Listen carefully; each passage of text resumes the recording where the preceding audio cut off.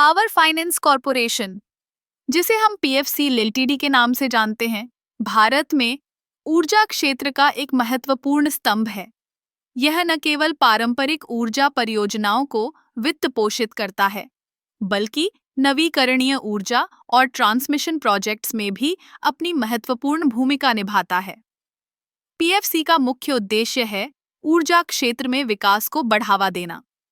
जब हम नवीकरणीय ऊर्जा की बात करते हैं, तो पीएफसी ने सौर, पवन और जल ऊर्जा परियोजनाओं में भारी निवेश किया है। यह निवेश न केवल पर्यावरण के लिए फायदेमंद है, बल्कि यह देश की ऊर्जा सुरक्षा को भी मजबूत करता है। पीएफसी ने कई प्रमुख नवीकरणीय परियोजनाओं को वित्त पोषित किया है, जैसे कि सौर ऊर्जा पार्क और पवन ऊर्जा फार्म।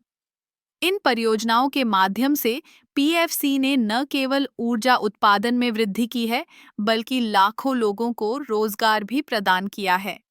अब बात करते हैं ट्रांसमिशन प्रोजेक्ट्स की। पीएफसी ने भारत के ट्रांसमिशन नेटवर्क को मजबूत करने में भी महत्वपूर्ण भूमिका निभाई है। यह सुनिश्चित करता है कि ऊर्जा उत्पादन स्थलों से उपभोक्ताओं तक बिजली की आपूर्ति सुचारू रूप से हो। पीएफसी ने कई उच्च वोल्टेज ट्रांसमिशन लाइनों और सबस्टेशनों के विकास में निवेश किया है, जिससे देश के विभिन्न हिस्सों में बिजली की पहुंच बढ़ी है।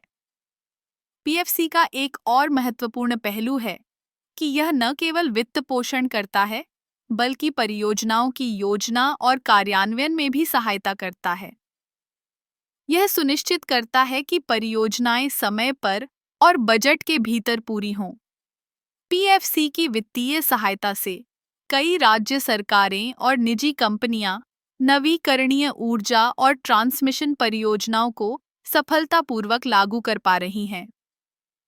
यह न केवल ऊर्जा क्षेत्र में स्थिरता लाता है, बल्कि देश की अर्थव्यवस्था को भी मजबूती प्रदान करता है।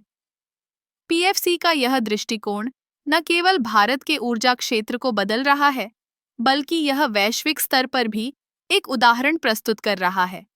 जब हम नवीकरणीय ऊर्जा की दिशा में आगे बढ़ते हैं, तो पीएफसी की भूमिका और भी महत्वपूर्ण हो जाती है। इस प्रकार पीएफसी लिमिटेड न केवल वित्तीय सहायता प्रदान करता है, बल्कि यह भारत के ऊर्जा भविष्य को आकार देने में एक महत्वपूर्ण भागीदार है।